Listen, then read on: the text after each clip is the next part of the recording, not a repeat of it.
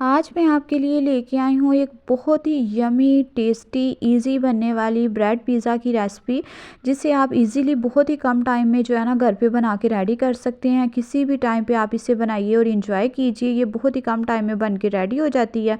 अस्सलाम वालेकुम गाइस, कैसे हैं आप सब? उम्मीद करती हूँ ठीक होंगे। मैं भी ठीक अल्हम्दुलिल्लाह। Welcome back to my channel healthy foods by Javeria kitchen. तो चलिए जी रेसिपी को स्टार्ट करते हैं।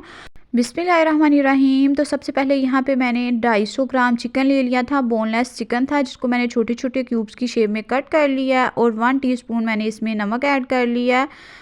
चौथाई टीस्पून मैंने इसमें सुरख मिर्च पिसी हुई ऐड कर ली है। 2 पिंच के बराबर मैंने इसमें हल्दी ऐड कर ली है अच्छे से कलर के लिए। चौथाई टीस्पून ही मैंने इसमें काली मिर्च पिसी हुई ऐड की है और 1 टीस्पून जो है ना मैंने इसमें तिक्का मसाला ऐड कर लिया है, जिससे कि बहुत ही अच्छा फ्लेवर और टेस्ट आएगा। साथ ही इसमें मैं योगर्ट ऐड कर रही हूँ। 2 टेबलस्पून मैं इसमें योगर्ट के ऐड करूँगी। और अब हम इसमें लास्ट पे ऐड करेंगे 2 टेबलस्पून जो है ना विनीगर, जिससे कि ये बहुत ही जूसी और सॉफ्ट बनेगा। तो ये सब सिंपल से इंग्रेडिएंट जो है इसमें ऐड करने के बाद अब हम इसको अच्छे से जो है ना मिक्स कर लेंगे। मिक्स करने के बाद हम इसको मैरिनेट करके रखेंगे तकरीबन 10 से 15 मिनट के लिए, ताकि स्पाइसेस का जो फ्लेवर है ना अच्छे से इसमें आ जाए और ये बहुत ही अच्छा सा जूसी और टेंडर बने। तो चलिए जी अब हम चलते हैं इसकी मेकिंग की तरफ। 10 मिनट के लिए मैंने इसको मैरिनेट कर लिया चिकन को। उसके बाद मैं एक पैन में इसको कुक कर रही हूँ। कुक करने के लिए सिंपल मैंने 2 से 3 टेबलस्पून के करीब जो है ना कुकिंग ऑयल ऐड कर लिया है।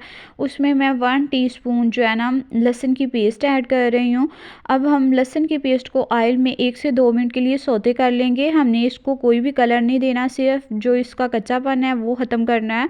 तो जैसे ही मैंने इसको 1 से 2 मिनट के लिए जो है ना फ्राई कर लिया। फ्राई करने के बाद जो मैरिनेट किया हुआ चिकन था वो हम इसमें ऐड कर लेंगे और इसको जो है ना 1 से 2 मिनट के लिए ना फ्राई करेंगे, ताकि जो चिकन का कलर है वो चेंज हो जाए।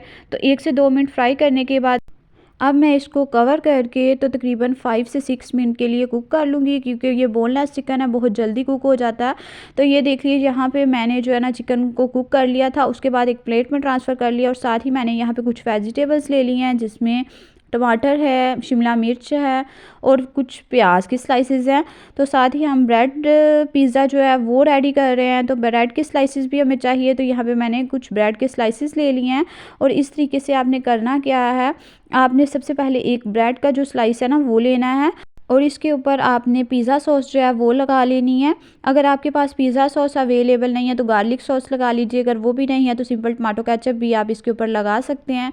तो इस तरीके से लगाने के बाद अब मैं चिकन के जो कुछ स्लाइसिस है ना वो लूँगी। यहाँ पे मैं आपसे एक टिप शेयर करना चाहूँगी कि ईज़िली बनाने का इसको यही तरीका है कि आप जो है ना चिकन को इस तरीके से कुक करने के बाद जो है ना सेव कर सकती हैं फ्रिज में।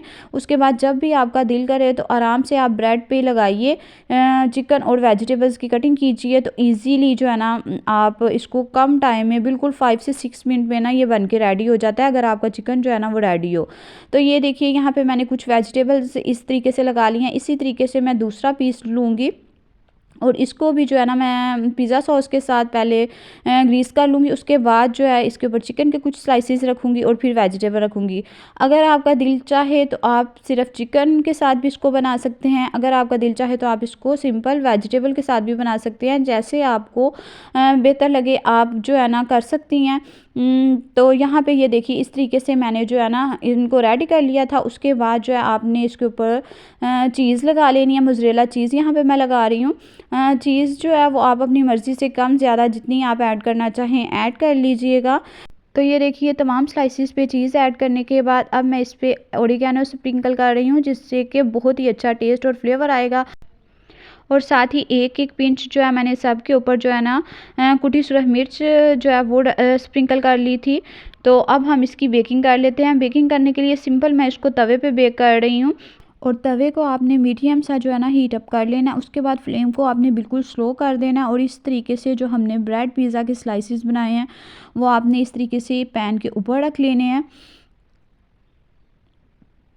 और इसको कवर करके तो आपने तकरीबन 4 से 5 मिनट के लिए इसको बेक कर लेना है। लेकिन फ्लेम जो है वो नीचे से बिल्कुल स्लो होना चाहिए, क्योंकि अगर फ्लेम आपका हाई पे होगा या मीडियम पे होगा तो ब्रेड नीचे से जलना स्टार्ट हो जाएगी। तो फ्लेम को नीचे से बिल्कुल आपने स्लो पे रख के तो इसको बेक कर लेना है। तो देखिए यम्मी से हमारे ब्रेड पिज़्ज़ा स्लाइसेस जो है ना वो बन के रेडी हो गए हैं, और कितनी ईजीली हमने इनको बना के रेडी कर लिया है। आप इसको किसी भी टी पार्टी पे बना सकती हैं या रमज़ान में बनाइए, इंजॉय कीजिए।